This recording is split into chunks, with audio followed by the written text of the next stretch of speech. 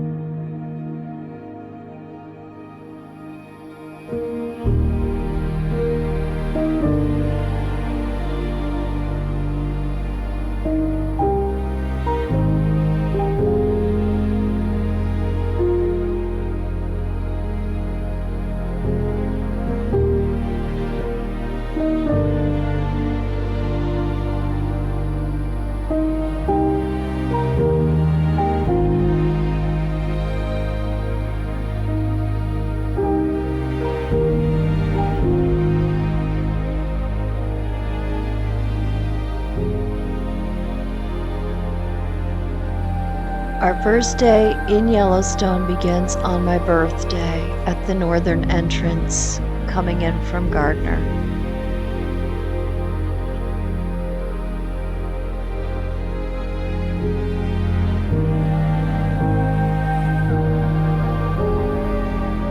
We see Mammoth Hot Springs first thing in the morning, around 7 a.m. We are only the second people to arrive here, so we have the place pretty much to ourselves.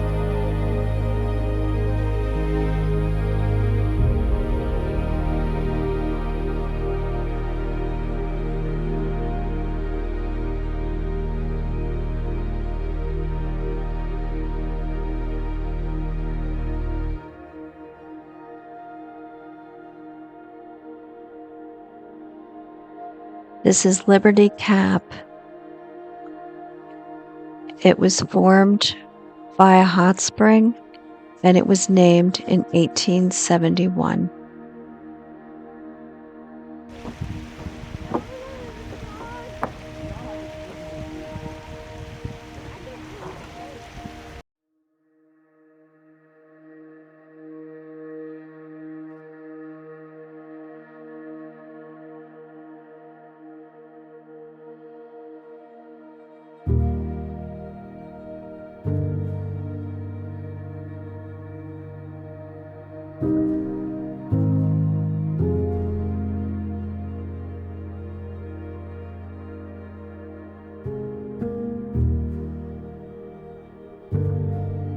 From this overlook, you're facing the Mammoth Hotel.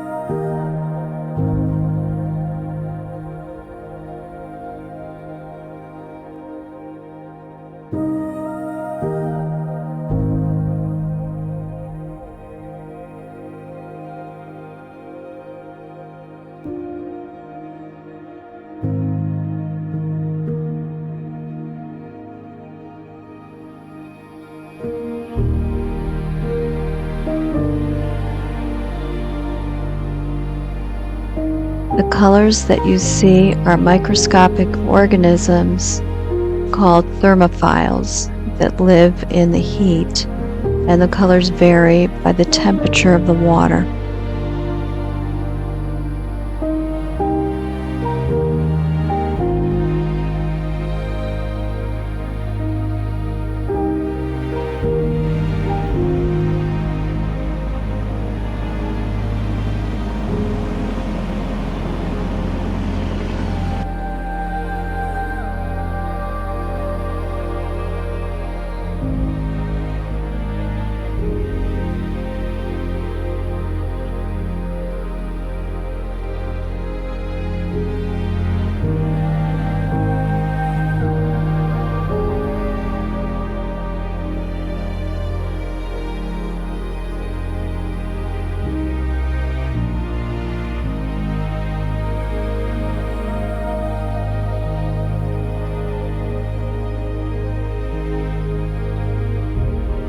As we drive towards Lamar Valley, we see our first bison along the road.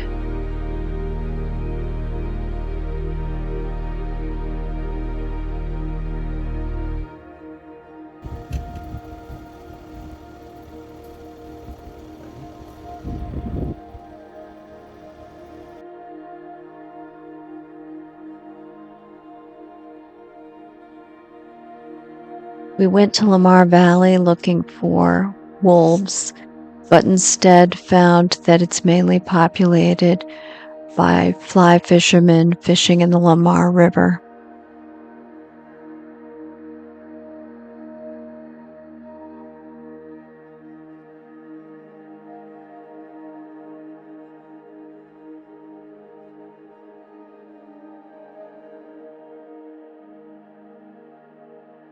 This is Soda Butte.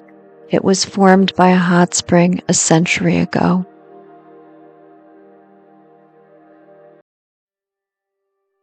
This is the Norris Geyser Basin.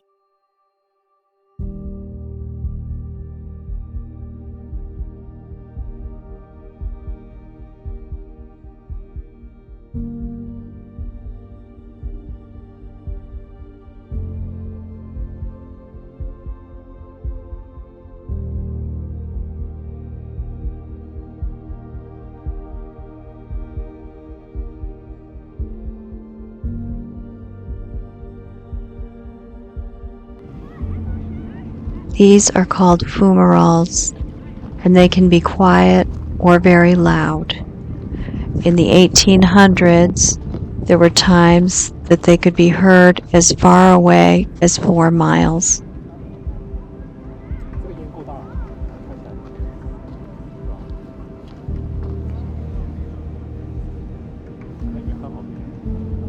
와, 它分得更猛。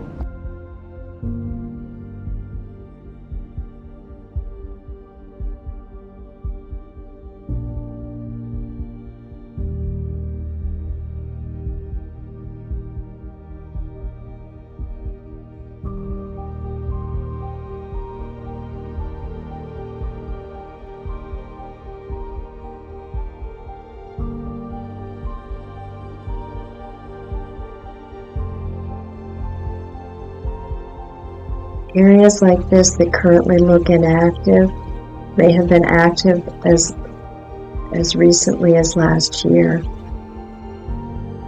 All areas, whether active or not, are dangerous to step on because the crust can be very thin, even though it appears like solid ground. This is Nymph Lake.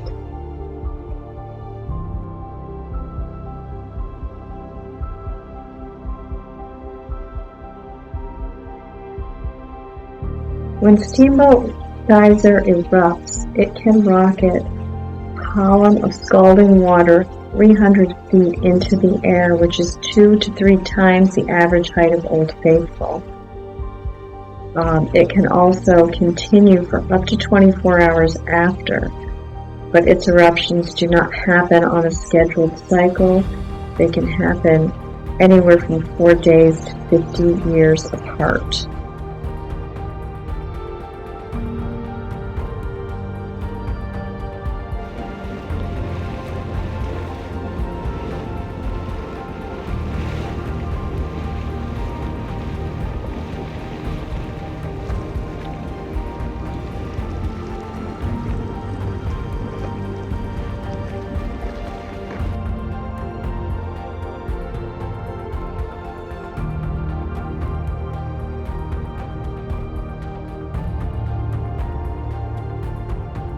Every day starts early because we're driving the RV, so these are our first bison of the day.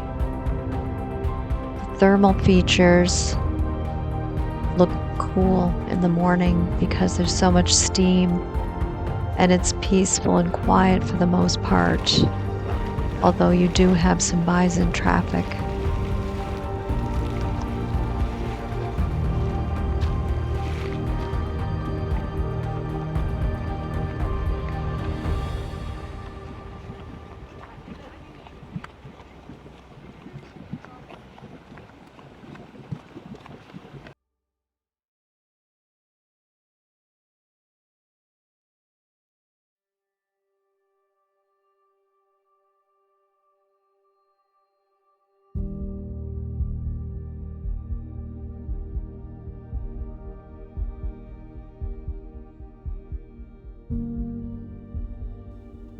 We're standing in front of Clepsydra Geyser, which is fairly active. I don't think a lot of people realize how many active geysers there are. Everybody envisions there just being Old Faithful, but there is so much activity in here to see.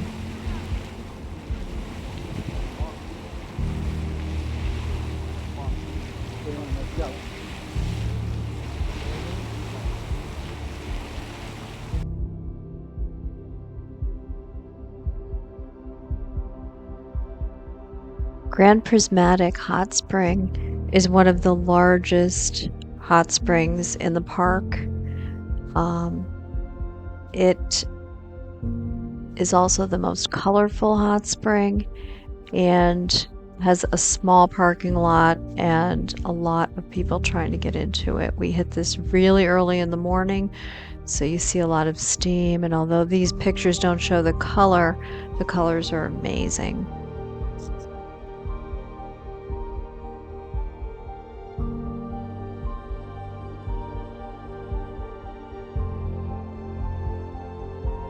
And now for Old Faithful.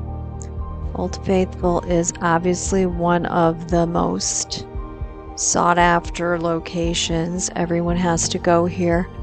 But in addition to Old Faithful, behind Old Faithful is a whole bunch of other hot springs to see. So this is not the only activity in this location.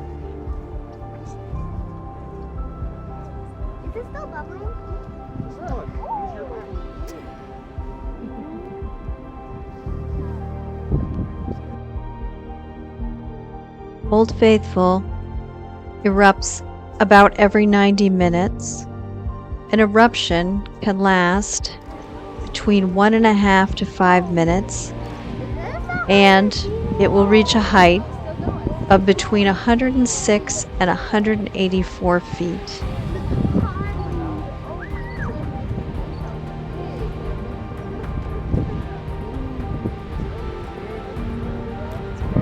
There we go.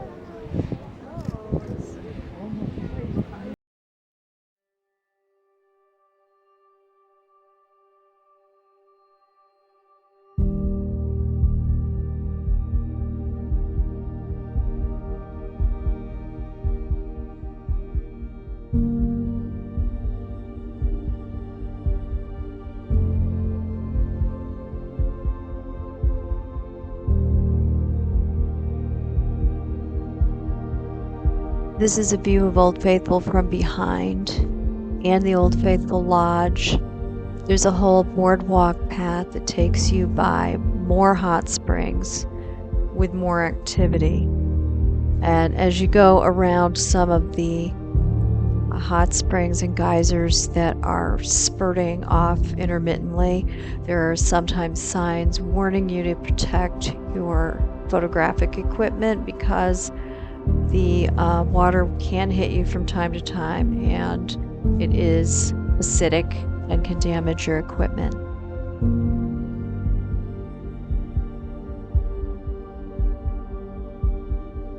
I believe this is Beehive Geyser, and this geyser basin is the Upper Geyser Basin, which is the one behind Old Faithful. And this is one of the really spurty geysers that you had to protect your photographic equipment around.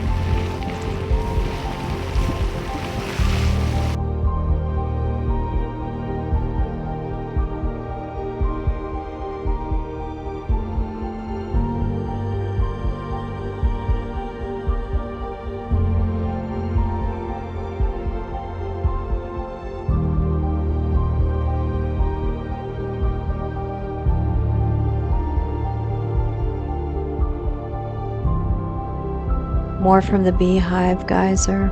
This was one of my favorites. Very active geyser.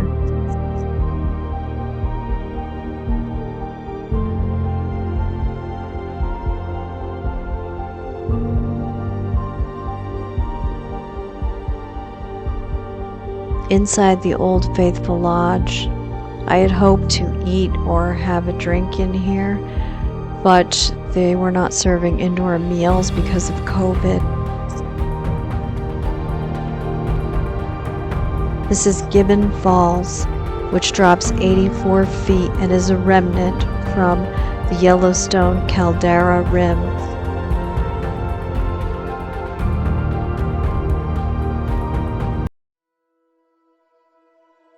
We begin today at Grand Canyon of the Yellowstone. I believe these pictures are from the lower falls. There are numerous observation points and falls connected with this, all of which are beautiful. And you'll see many pictures of us taken at different angles from different areas. The walls of the canyon are colorful and really would have been great to see at like a sunset or a sunrise, because it brings out the color from, I think it's the iron oxide. This is our elk that we saw on our way to one of the viewpoints, and I think we're now approaching Artist Viewpoint right here, and that is one of the iconic viewpoints everyone wants their picture taken at. This is Glacier Rock. And this would have been an excellent sunrise location, but we did not make it for that.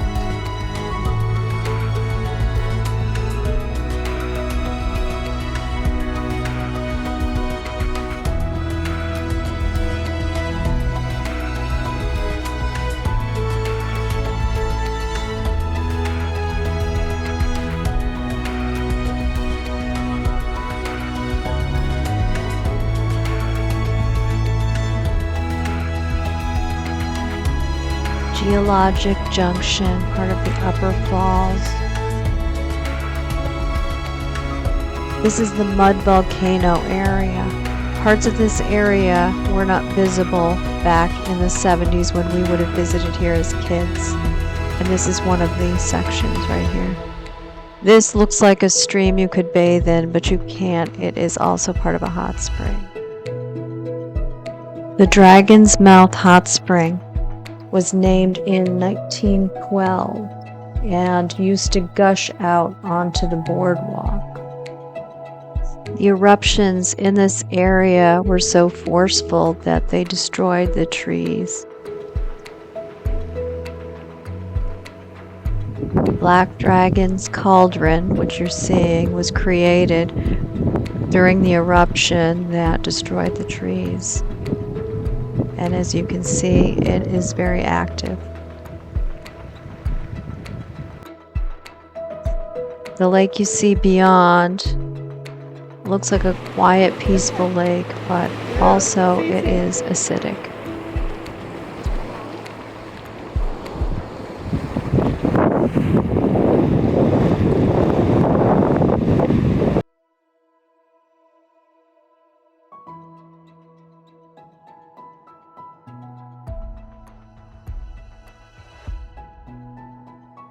Fishing Bridge is the spawning ground for cutthroat trout, and they come here in June and early July to spawn. You cannot fish in this area.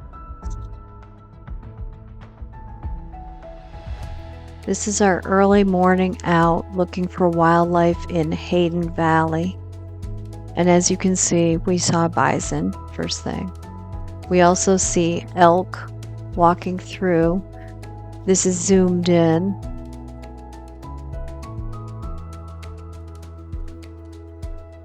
And the elk continue through. You can see the one lagging behind is the male with the huge antlers. I don't know, maybe you can't see that, but he does have a huge rack.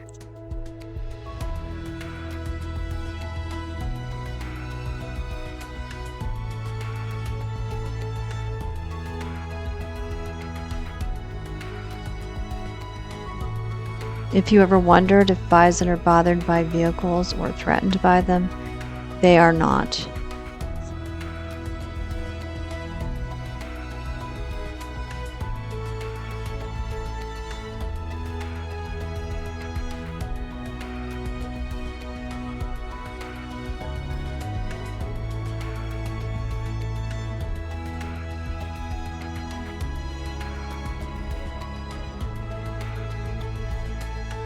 This is a super zoomed in picture of the meeting of a crow and an eagle.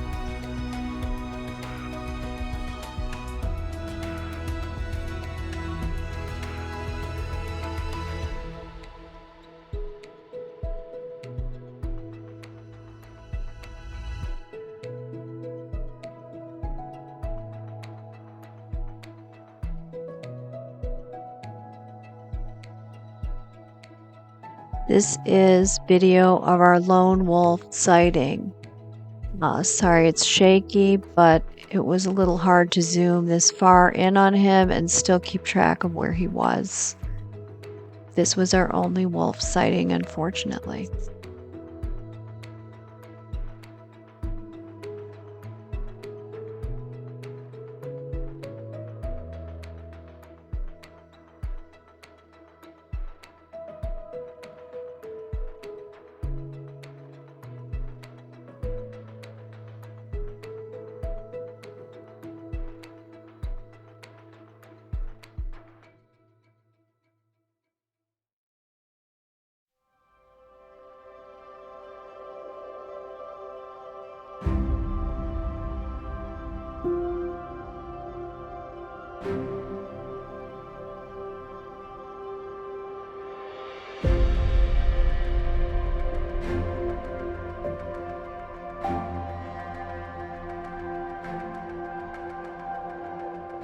We are once again somewhere near the upper falls, and we went to another observation point.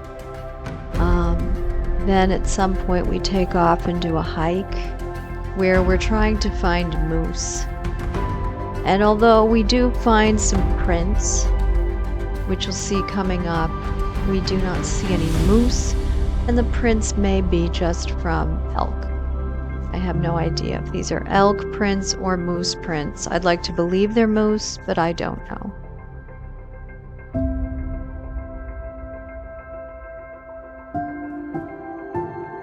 We leave the park to spend one night outside the park in West Yellowstone, where we eat dinner, stay in an RV park with power, take some actual nice hot showers, and have some beers. Sunrise in West Yellowstone as we head back into the park early, and it's only in the 30s this morning, again as usual, very chilly.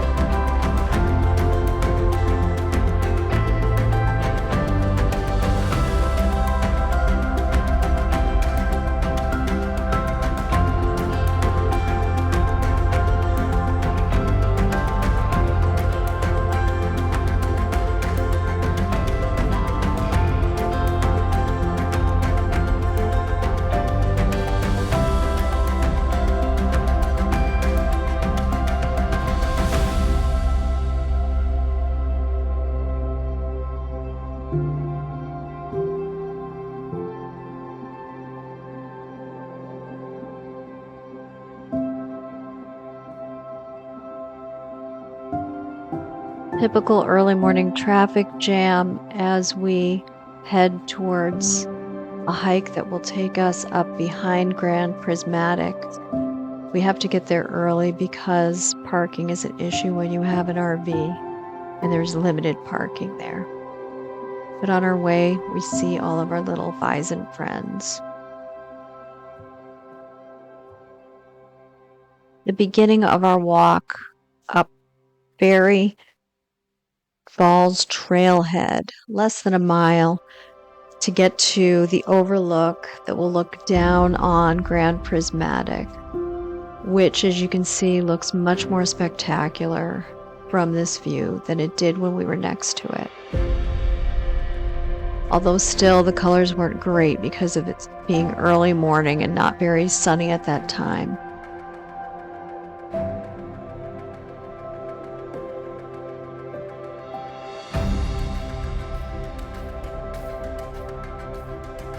We stayed here for quite a while just taking it all in, because after all, it's one of the big things to see.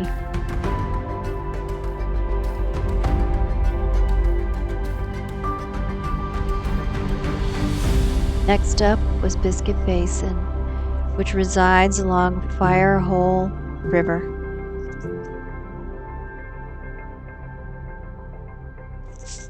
This is Sapphire Pool.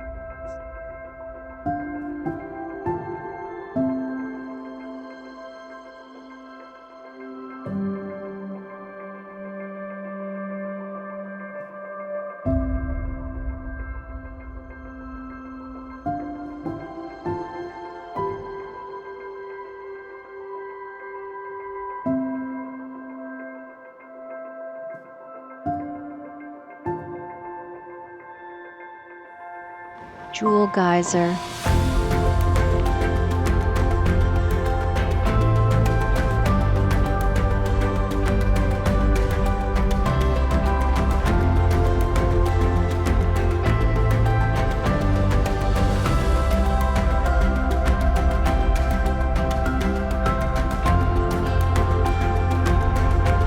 Cauliflower Geyser.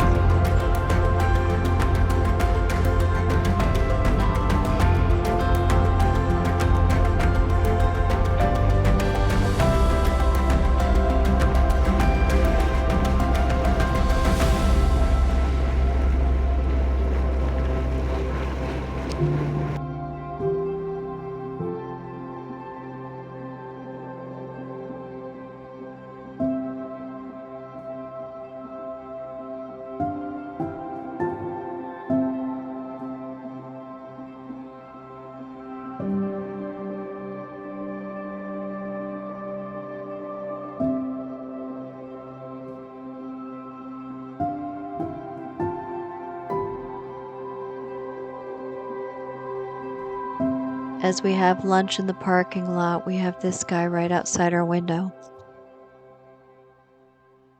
We head over the Continental Divide, and then we see Kepler Cascades as we move towards West Thumb Basin.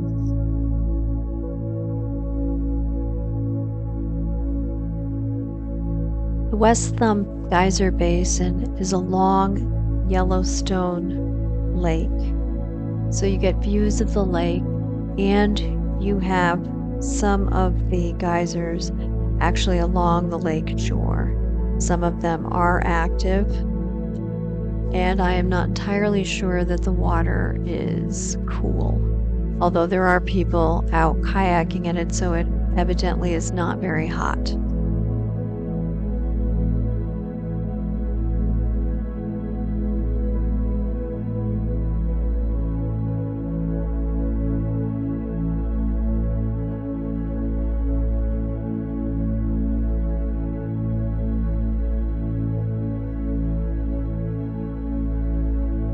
Abyss Pool is one of the deepest springs in the park.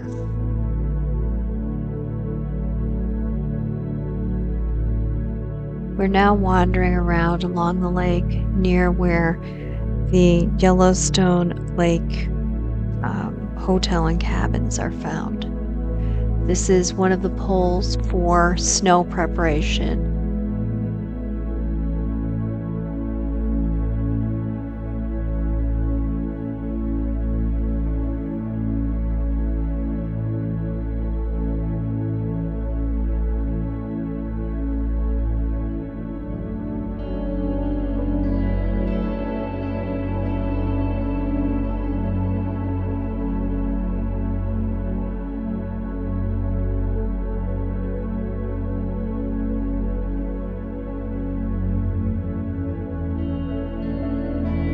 can take boat trips on the lake.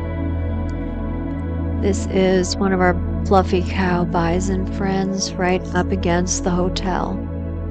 View of the hotel. We now did a hike to see the natural bridge. Natural bridges are formed by water and not wind.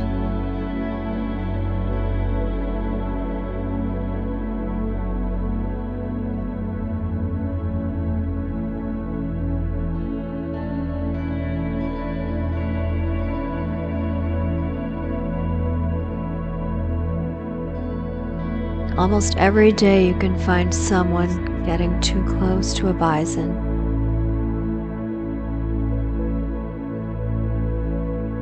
Our hike to an overlook that overlooks the lake before we head out of the park. And this is basically the scenery we saw on our way out of the park as we drive towards the Tetons. I was hoping to see moose, but not yet.